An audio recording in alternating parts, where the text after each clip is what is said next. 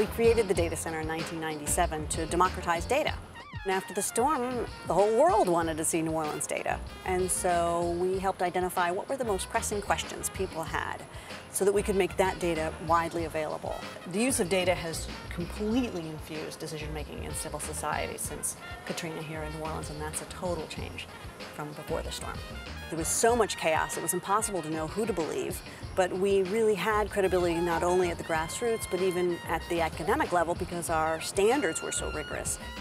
We did some really important things like challenge the census estimate for the population because that drives a lot of funding for localities. The data has to be gathered locally or informed by somebody locally because it's impossible to interpret from a national perspective.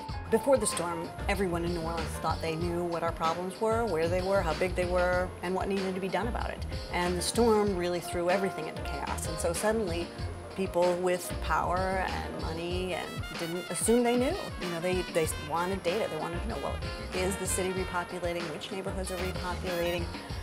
Ultimately, you know, wow, we've built a lot of housing. People have filled it up. How much more housing do we need? Of what kind? How much blight do we have? Have we reduced the blight over the last couple of years? So, you know, these are the questions that they really needed data to see if they were making any progress and then also where to redeploy resources. And whether our problems were bigger or smaller than other cities, you know, given our particular circumstances. Folks need to be prepared that this can happen.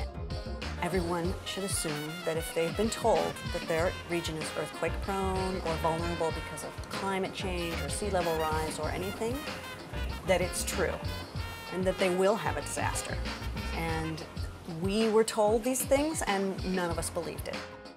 When a disaster happens, the unanticipated will happen. You will not be able to anticipate exactly all the factors that go into the disaster itself and the implications and the recovery.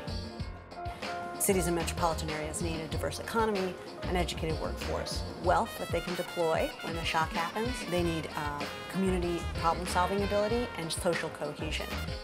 I think that what we've done at the data center and what a lot of people have done in the city has made the city more resilient. The city has measurably higher levels of social cohesion and measurably higher levels of community competence and problem solving, and those are two of the important factors for resilience.